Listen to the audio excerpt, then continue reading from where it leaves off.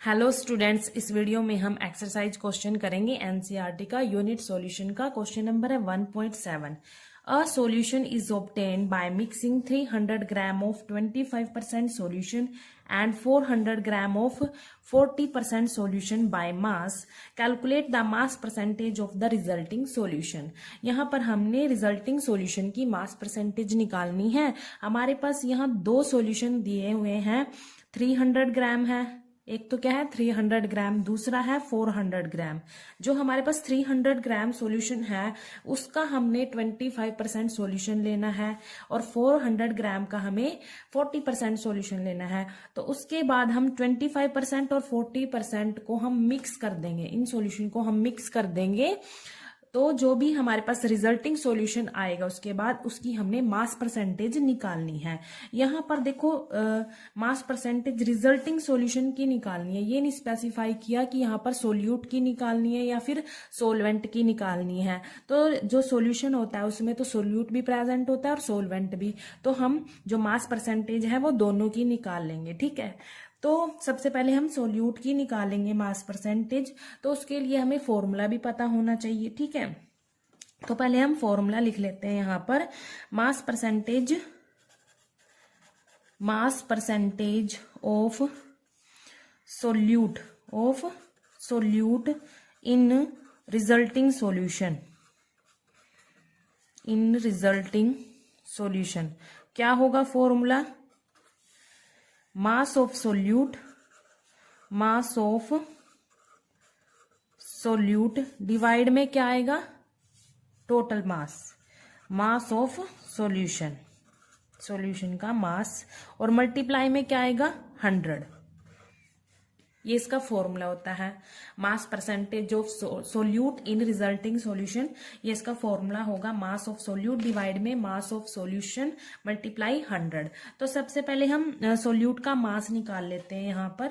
ठीक है, अब यहाँ पर देखो ये 25% सॉल्यूशन बाय मास दिया हुआ है, यहाँ पर 40% सॉल्यूशन बाय मास दिया हुआ है। इनका मतलब क्या होता है? यहाँ पर 25% बाय मास का मतलब है, by mass means 25 gram of solute, 25 gram of solute present in 100 gram of solution, 100 gram of solution। यहाँ पर 25% का मतलब क्या है कि 100 ग्राम सॉल्यूशन में 25 ग्राम सोल्यूट प्रेजेंट है। तो यहाँ पर हमें जो फर्स्ट सॉल्यूशन दिया हुआ है 300 ग्राम, ठीक है, उसमें अब हमने निकालना है 300 ग्राम में कि सोल्यूट कितना प्रेजेंट है। ये तो हमें पता चल गया कि 100 ग्राम में तो 25 ग्राम है, तो अब हम निकालेंगे 300 ग्राम में कितना सोल्यूट प्रेजेंट होगा। यहाँ पर लिख लेते हैं, if in 100 gram of solution, 100 gram of solution, solute is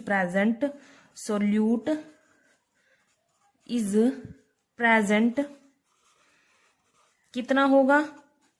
25 ग्राम। 25 ग्राम अगर हम 1 ग्राम ऑफ सॉल्यूशन में निकाल ले सोल्यूट कितना प्रेजेंट होगा, तो ये क्या आ जाएगा? 25 ग्राम डिवाइड में ये 100 में आ जाएगा यहाँ पर। ठीक है, और ये ग्राम से ग्राम कैंसिल हो जाएगा यहाँ पर।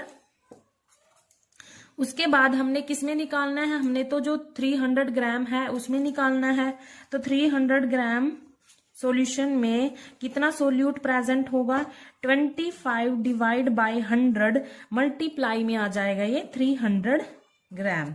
अब ये 0 कैंसिल हो गई, उसको सोल्व करेंगे तो हम क्या आएगा हमारे पास? इसको सोल्व करने के बाद 75 ग्राम आ जाएगा। इसका मतलब है कि जो हमारे पास जो फर्स्ट सॉल्यूशन है 300 ग्राम, इसमें कितना सोल्यूट प्रेजेंट है?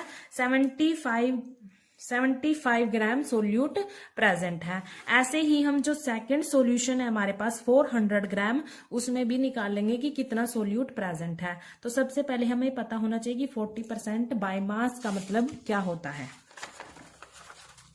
40% बाय मास का मतलब देखो क्या है? 40% by mass means 40 gram of solute, 40 gram of solute present in 100 gram of the solution, 100 gram of the solution. ये इसका मतलब होता है कि 100 ग्राम सॉल्यूशन में 40 ग्राम सोल्यूट प्रेजेंट है। ठीक है, ये तो हमें पता है कि 100 ग्राम में इतना सोल्यूट प्रेजेंट है। अब हम किस में निकाल लेंगे, जो हमारे पास सेकंड सॉल्यूशन दिया हुआ था, यहाँ पर देखो जो हमारे पास सेकंड सॉल्यूशन दिया हुआ था 400 ग्राम, इसमें कितना सोल्यूट प्रेजेंट है ये निकालेंगे। ठीक है, तो सेम ऐसे ही होगा जैसे हमने फर्स्ट में निकाला, फर्स्ट सॉल्यूशन में। If in 100 gram of solution, 100 gram of solution solute is present, solute is present कितना, 40 ग्राम। यहाँ पर अभी निकाला हमने 40 ग्राम सोल्यूट प्रेजेंट होता है 100 ग्राम सॉल्यूशन में। तो 1 ग्राम सॉल्यूशन में कितना सोल्यूट प्रेजेंट होगा, यहाँ पर 40 ग्राम डिवाइड बाय 100 ग्राम, ग्राम से ग्राम कैंसिल हो जाएगा यहाँ पर। तो अब हम क्या निकालेंगे, जो हमारे पास सेकंड सॉल्यूशन था 400 ग्राम, उसमें कितना सोल्यूट प्रेजेंट है वो कैसे निकालेंगे, यहाँ पर 40 डिवाइड बाय 100 मल्टीप्लाई 400। ठीक है, ये 0 से 0 कैंसिल होगी। यहाँ पर हमारे पास कितना है 160 ग्राम। इसका मतलब है कि जो हमारे पास सेकंड सॉल्यूशन था यहाँ पर 400 ग्राम, उसमें कितना सोल्यूट प्रेजेंट है, 160 ग्राम सोल्यूट प्रेजेंट है। ठीक, अब हम क्या निकालेंगे, जो हमारे पास टोटल मास होगा सोल्यूट का वो निकालेंगे। टोटल मास ऑफ सोल्यूट कैसे निकलेगा, जो हमने 25% और 40% सॉल्यूशन को मिक्स किया था, ठीक है, उससे हमारा रिजल्टिंग सॉल्यूशन बना था। उस रिजल्टिंग सॉल्यूशन में ही जो हमारा सोल्यूट है उसका मास हमने निकालना। वो कैसे निकालेंगे हम, जो हमने फर्स्ट सॉल्यूशन में हमने सोल्यूट निकाला है वो कितना निकाला था 75 ग्राम, और जो सेकंड सॉल्यूशन में हमने सोल्यूट निकाला था वो 160 ग्राम था। इन दोनों की अमाउंट को हम क्या करेंगे, ऐड कर देंगे। ठीक है, यहाँ पर 75 ग्राम प्लस 160 ग्राम, क्योंकि ये मिक्स करने के बाद जो हमारा रिजल्टिंग सोल्यूट है सॉल्यूशन में वो आ जाएगा यहाँ से। ठीक है, तो क्या आएगा यहाँ पर 235 ग्राम आ जाएगा, 235 ग्राम ये हमारा टोटल मास आ जाएगा सोल्यूट का। उसके बाद हमने क्या निकालना है, टोटल मास निकालना है सॉल्यूशन का, total mass of the solution. Total mass कैसे निकालेंगे सॉल्यूशन का, दो सॉल्यूशन थे हमारे पास, एक 300 ग्राम था और एक 400 ग्राम। ठीक है, तो उन दोनों को हम प्लस कर लेंगे, 300 प्लस 400 ग्राम आ जाएगा यहाँ पर, इसको प्लस करेंगे 700 ग्राम आ जाएगा। ठीक है, अब इन दोनों वैल्यूज को हम फॉर्मूले में पुट करेंगे। देखो यहाँ पर हमारे पास जो फॉर्मूला था वो क्या था, mass percentage of solute in resulting solution, mass of solute divide by mass of solution multiply 100, ये हमारे पास फॉर्मूला था। तो इनमें इनकी वैल्यूज पुट कर देंगे। यहाँ पर सोल्यूट